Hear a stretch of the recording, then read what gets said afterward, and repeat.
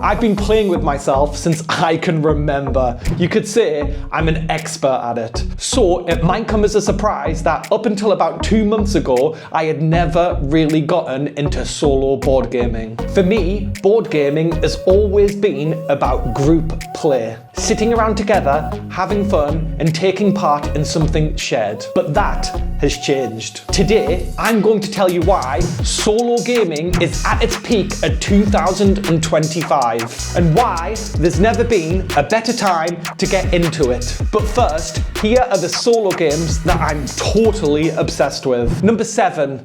Under Falling Skies. It's basically Space Invaders, the board game. You're trying to protect your base for as long as you can so you can destroy those pesky aliens. And I've been finding myself often setting it up to go with my cup of joe. Cup of joe, what the hell? What I love about this game is the dice placement rules are really interesting. You can only place 1 dice per column, meaning every single decision you make is really difficult. It comes with a ton of variability. There's loads of different cities that you have to protect, and it even comes with a little mini campaign that I haven't even started yet. I've been enjoying the game by itself so much that I've still got that to look forward to, and I think that's going to make the game even better. Number 6. Corpse of Discovery. I've said this a couple of times before, but comic books are another love of mine. It's one of my favourite pastimes to sit down and read a new graphic novel. A quick side tangent here, if you like comic books and you're looking for something great to read, these are the best books I've read in forever. Power Fantasy and Beneath the Trees Where Nobody Sees are both amazing graphic novels that are worth your time. Sorry, any opportunity I get to talk about comic books and I'm gonna take it. Back to Corpse of Discovery. Corpse of Discovery is awesome. It's got 2 of my favourite things in a board game, deduction and survival. The way that the deduction works in this game is fantastic. On each set of missions you do, there'll be certain conditions and rules. For example, wood might only be in 1 row or column or next to water. The resource management in this game is incredibly difficult because your backpack is small and you always need stuff. You're always teetering on the edge, and I love that feeling. It makes you feel really, really tense, and whenever I feel tense in a board game, I know it's doing a great job. If you like deduction games or survival games, I implore you to check this one out.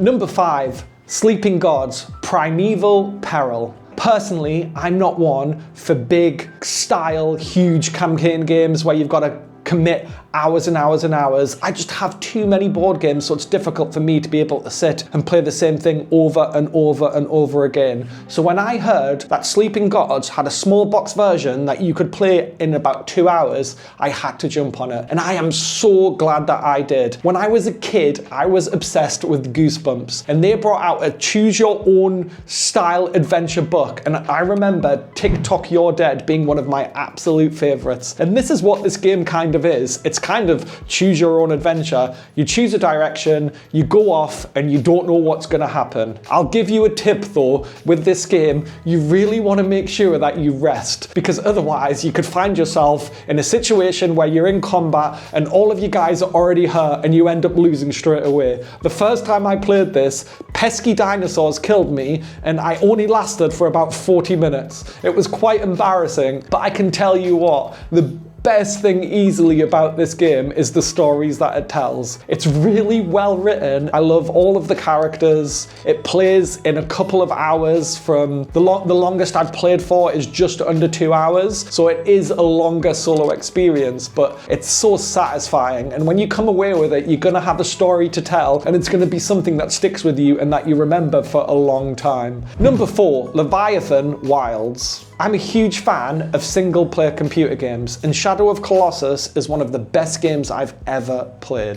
It's one of those games that's so good that my wife, who doesn't even like games, sat and played through it with me. So when the second print came available for this game, I jumped at the opportunity to get it. And I am so glad that I did, because this game is so joyful and fun to play. It brings a lot of the spirit of Shadow of Colossus and makes it into a fantastic board game. And on the lighter side as well, because by the end of playing Shadow of Colossus, every single time you're slaying one of the beasts, you feel so guilty. But in this board game, you don't feel that way because you're actually saving them, not destroying them. I just love almost every single thing about this game. It tells a really cool story through the mechanics. Every single beast in the game is interesting and difficult. The way that the climbing is done in this game is also brilliant. I love that your hand is your grip, and when you run out of cards, you fall. And because you don't have a lot of cards in your hand,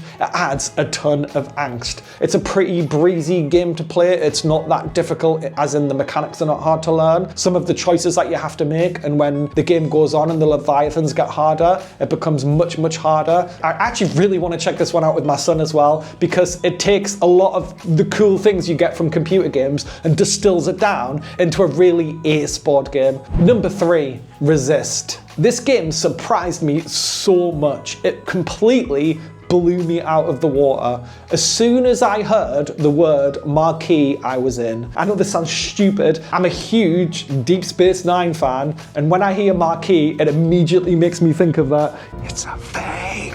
It's just the first thing that I thought of, and it made me want to buy the game. It kind of gives me roguelike vibes, I'm not going to lie. All you're trying to do is complete as many missions as you can. If you fail 2, or if 5 citizens get killed, then you lose the game. It also comes with like 8 scenarios that you can play as well, which are really fun. I've been playing through all of them. It's another game I find myself setting up in the morning with my cup of coffee, and I've honestly sat and played this game like 3 or 4 times in a row. Each card comes with 2 abilities, the hidden ability and the revealed ability. Whenever you use your hidden ability, you get the card back at the end of the round. If you use the revealed ability, you lose it. But what's really, really interesting is the revealed side is much stronger than the hidden side, at least a lot of the time. You have to be really careful when to use it. In your deck at the start of the game, you have 3 spies, and more than likely more spies are going to come into your deck. Spies don't do anything, they just stop you from being able to play a extra card that round, which can be truly debilitating. The spies in this game suck. I hate them so much. I thought keeping an eye on the civilians and keeping them safe would be the hardest part, but those bloody spies are always ruining my day. David Thompson is one of my favorite designers, and I'm always looking forward to what game he's going to bring out next. When I bought this, I was expecting it to be fun because I read good things, but I did not think it was going to hit me the way that it did. It's just proper class. Number 2, Lord of the Rings, Fate of the Fellowship. Right, I'm going to be honest with you here, the pandemic system isn't my favourite, but I am one of the biggest Lord of the Ring fanboys you will ever meet. When I was a kid, I read The Hobbit, and as soon as it came out in the cinema, I was there for every single one, and it's just a mainstay in my life. Every single year, I watch the movies. I watched them with my 9-year-old boy last year, and we had the best time. It's just one of those things that's going to be in my life forever. I mean, who doesn't love Lord of the Rings? It's just fantastic. And this game is so thematic. It tells the most amazing story. You almost feel like you're in the world, and it's so transportative, and it's so epic, and it feels so satisfying. It is one of the best games, if not the best game I have played this year. The only reason why it's not number 1 is because I only got it last week, and I've only played it 4 times. I've played it a couple of times solo, and I've played it with my wife as well, and both play excellent. This is not an easy game to play. I've only won the once, and on the last roll of the game, if I didn't film it, I wouldn't believe it, I rolled 7 dice, which is the maximum amount of dice that you can roll, and somehow, miraculously, I got 0 despair. Oh my god, we got insanely lucky! Like unbelievably, and it was such a fun moment. It was so epic. That's how much fun it was. One of my favorite parts of the game is just the way that the Nazgul work, because the Nazgul, they don't have a specific place where they live, they just live in the whole area. So when the Nazgul come and flock to Frodo, you can really feel them breathing on your neck, and it just does such a good job. It just feels so epic, and it's so tight, and the mechanics that they bring from and Pandemic just work so well. And if you're a fan of Lord of the Rings, you have to get this game. Oh, it's so good. It's just one of those super satisfying games. And by the end that you've played it, you just, honestly, it's just one of those games that you're just going to remember forever. And it's the reason why I play and love board games. It does everything that you want a good board game to do. Number 1. Tales of the Red Dragon Inn. This game shocked the heck out of me. I didn't realize I was into this style of game, but honestly, this changed my mind completely. I am a Euro guy through and through. I like heavy mechanical games, and I steer away from the more thematic, dice-chucking, dungeon crawling games. But I have to say, I have not had so much fun playing with myself since I was 15 and I discovered my This is a scenario-based campaign game which goes against everything that I normally stand for, but for some reason this game has just grabbed me and I just want to play it all the time. I can't remember the last time I had so much fun playing a board game, and what I love about it is it's so easy to set up. Every single mission comes with a new map and you just lay it out and it's all just there and it's done. You don't have to worry about setting up 8 million different things. You just choose your characters and a couple of ability cards and just go. All of the abilities in this game are super satisfying,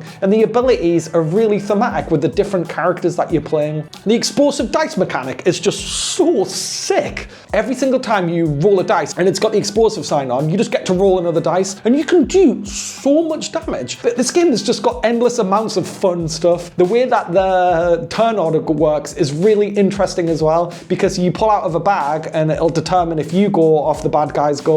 You're not beholden to use the same character every game. So if you get a bit bored of a certain character, you can just switch and use another one. After I've completed this campaign, I am so going to play this with my son. I know he's going to find so much joy in this game, but I'm having so much fun playing this on my own that I'm going to see it all the way through by myself, and then I'm just going to go back and play with other people. It's just that good. Oh, another side tangent as well. I painted these in an hour and a half using speed paints. I think they look really good for the amount of time that I spent painting these, and it takes zero skill to do. I enjoy painting. Here's some B-roll of some of the miniatures I've painted using standard paints compared to using the speed paints. Now, even though they don't look quite as good, the amount of time that it takes to use speed paint is incredible. Like I said, from spray painting these to painting them, an hour and a half is just insane, and it just makes the game look far more cooler. So if you want to brighten your miniatures up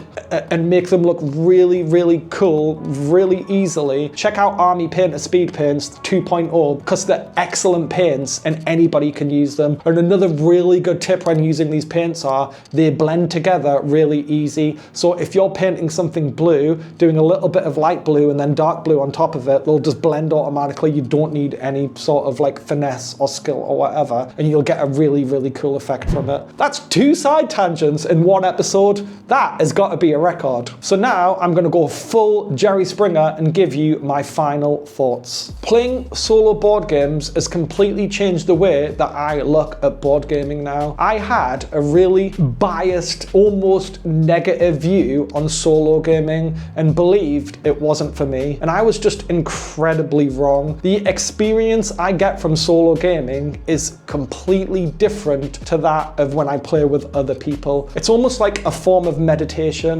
or just getting lost in something, like when you decide to paint something and then the hours just go by. It feels so calming, and a lot of the time I'm doing solo board gaming in the morning with my coffee, like I've said, and it really sets me up for the day, just puts me in a better mood. It's opened up the hobby in an entirely new way, and it's just found me more reasons to love the thing that I do, and I love this hobby more than almost anything else. It's why I'm on a camera now preaching it to you, because I just want to share it, and I'm just so enthusiastic and about it, and I just love it so much, and I just want to tell everybody, and And if you've never given solo board gaming a chance, 2025 is easily the best year to do so. There are so many good games, and I haven't even begun to explore any of them. I'm so excited to explore this brand new genre of games. Like, I haven't tried a boss battle yet, which I'm really excited to try.